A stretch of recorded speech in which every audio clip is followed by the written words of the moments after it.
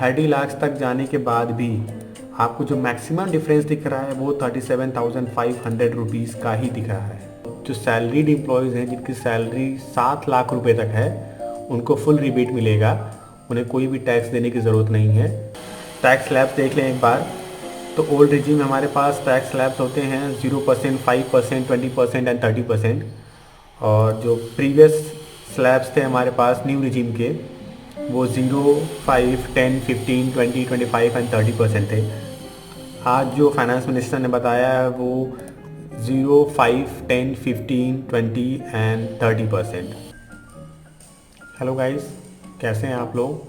तो जैसे कि आपको मालूम होगा कि आज फाइनेंस मिनिस्टर निर्मला सीतारमण ने यूनियन बजट 2023 अनाउंस कर दिया है पार्लियामेंट में। तो जिसके लिए हम लोग सबसे ज़्यादा बेकरार थे या बेचैन थे, या जिसका सबसे ज़्यादा इंतज़ार एक मिडिल क्लास सैलरीड पर्सन को था, वो था इनकम टैक्स रिलेटेड इन्फॉर्मेशन कि टैक्स में हमको क्या सेविंग्स मिलने वाली हैं, क्या क्या नए स्लैब्स आने वाले हैं। तो आज हम बात करेंगे उन स्लैब्स की कि गवर्नमेंट ने कौन से नए स्लैब्स दिए हैं हमें न्यू टैक्स रिजीम में। पुरानी टैक्स रिजीम जो है वो तो बिल्कुल सेम ही रहेगी, नई टैक्स रिजीम में कुछ राहत है कुछ लोगों के लिए।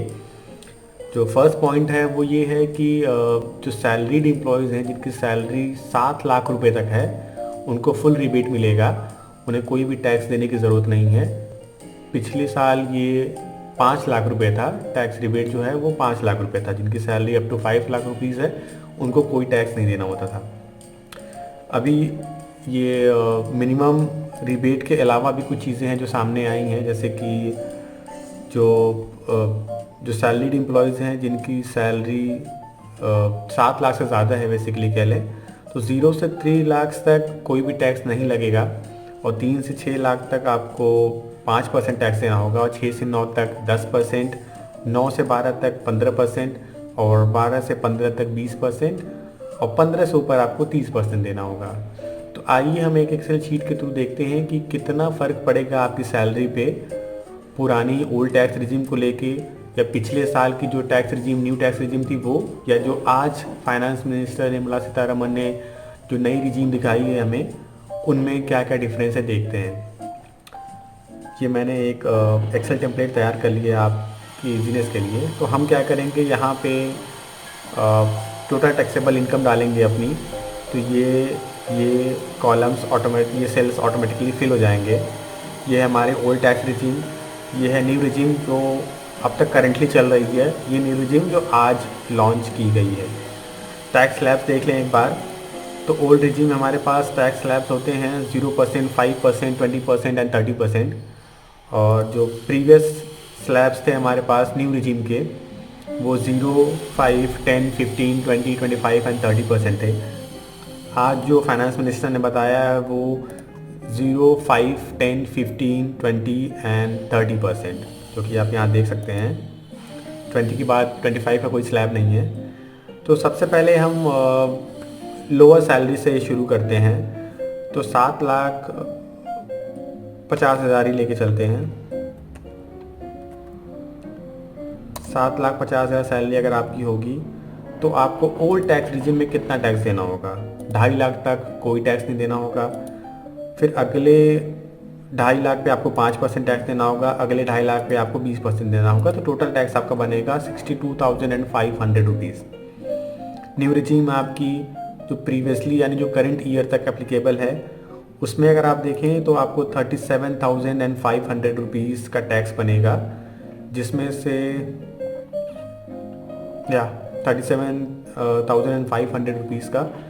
और न्यू रिजीम में अगर देखें आप जो आज लॉन्च हुई है, तो चूँकि हमने एक्सेल टेम्पलेट बनाया हुआ है, यहाँ टैक्स शो करेगा आपको, तो ये 5% और यहाँ का 10%। तो गवर्नमेंट ने कहा है कि ये टोटल 30,000 जो है वो रिबेट हो जाएगा, यानी आपको कोई भी टैक्स नहीं देना पड़ेगा। तो आप इसको नील मान सकते हैं। तो अगर आपकी सैलरी सिर्फ और सिर्फ 7,50,000 नॉट 7,50,000, अगर आपकी टैक्सेबल सैलरी 7,50,000 रुपीज़ है, आई एम रियली सॉरी, आपको 30,000 टैक्स देना पड़ेगा। आपकी सैलरी अगर है सिर्फ और सिर्फ 7 लाख रुपए, यानी कि 7 लाख रुपए, तो आपको ओल्ड रिजिम के अकॉर्डिंग टैक्स देना होगा 52,500 रुपीज़, जो करेंट रिजीम है उस न्यू रिजीम उसके अकॉर्डिंग 32,500 रुपीज़, और जो करेंट न्यूली लॉन्च्ड रिजीम है जो कि आज फाइनेंस मिनिस्टर ने बताई है उसमें बनता है आपका 25,000 रुपीज़, जो कि रिबेट हो जाएगा, आपको कोई भी टैक्स नहीं देना पड़ेगा। लेकिन अगर हम बात करें इससे ज़्यादा हायर सैलरीज की, लेट से आपकी टैक्सेबल सैलरी बनती है 10 लाख रुपीज़,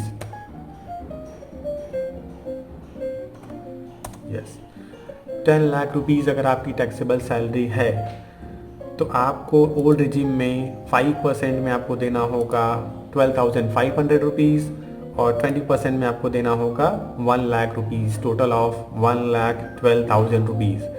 और न्यू रिजीम जो करेंटली अभी अवेलेबल है हमारे लिए इस फाइनेंशियल ईयर तक, उसमें आपको देने होंगे सिर्फ 75,000, और जो न्यू रिजीम लॉन्च हुई है आज उसमें आपको देने होंगे सिर्फ और सिर्फ 60,000 रुपीज़।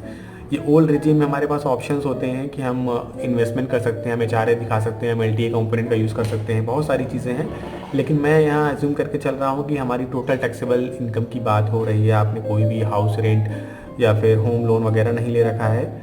और बेसिकली आपका जो ओल्ड रिजीम है उसमें आपका PF डिडक्शन यानी ATC के अंदर कंसिडर होता है, जो कि 1,50,000 रुपीज़ का है, जिसमें कोई चेंज नहीं किया गया है।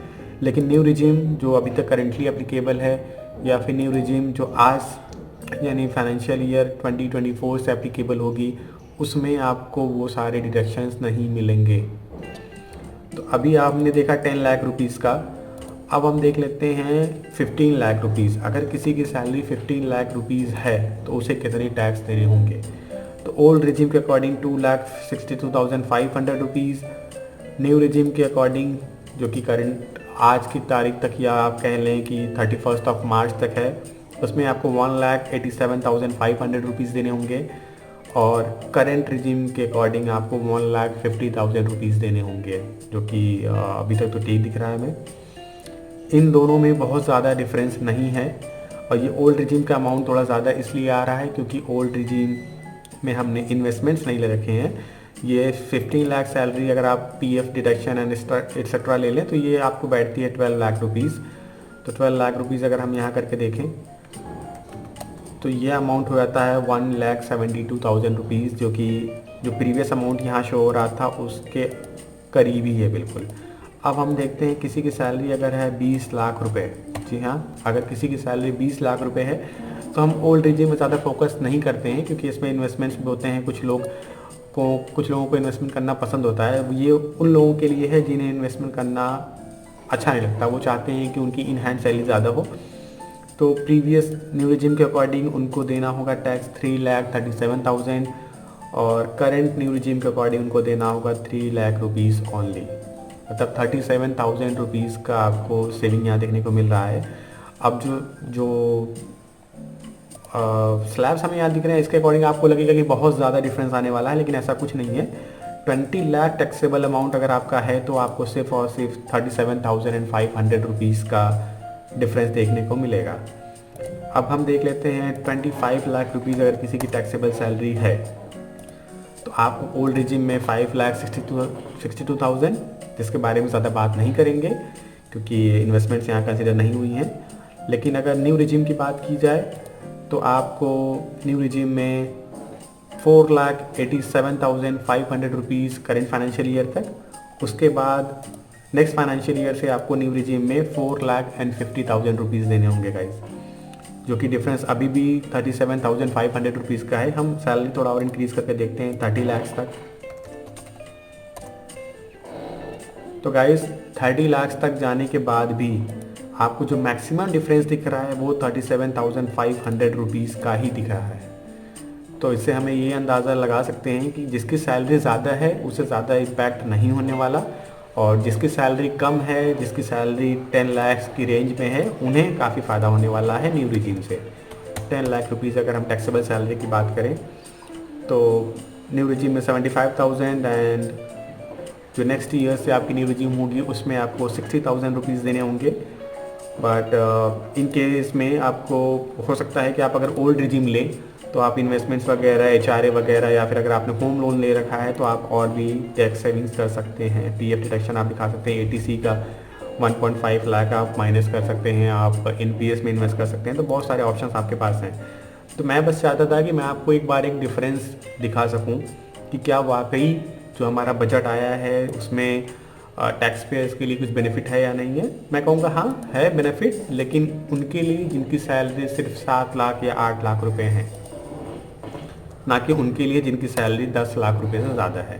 7 लाख रुपए सेट करने पे यहाँ पे आपको मिल रहा है प्रीवियस रिजीम में, सॉरी करेंट न्यू रिजीम में जो करेंटली एप्लीकेबल है उसमें 32,500 rupees, and current new regime में आपको मिलेगा 25,000 रुपीज़। तो सबसे ज़्यादा फ़ायदा एंड दिस 25,000 रुपीज़ जो आपका है ये रिबेट हो जाएगा। तो 7 लाख रुपीज़ जिसकी सैलरी है या अंडर 10 की रेंज में है उन्हीं के लिए फ़ायदा है, बाकी के लिए उतना कुछ खास फ़र्क है नहीं। जो मैक्सिमम डिफरेंस आपको देखने को मिलेगा करंट न्यू रिजीम और अपकमिंग न्यू रिजीम में वो 37,500 रुपीज़ का ही होने वाला है। तो गाइज़ अगर आपको ये वीडियो पसंद आया है तो इस वीडियो को लाइक करें, चैनल को सब्सक्राइब करें और कमेंट में बताएं कि आपको क्या लगता है कि आपको इस न्यू रिजीम से फ़ायदा होने वाला है या नहीं होने वाला है। Thank you very much, bye bye, take care.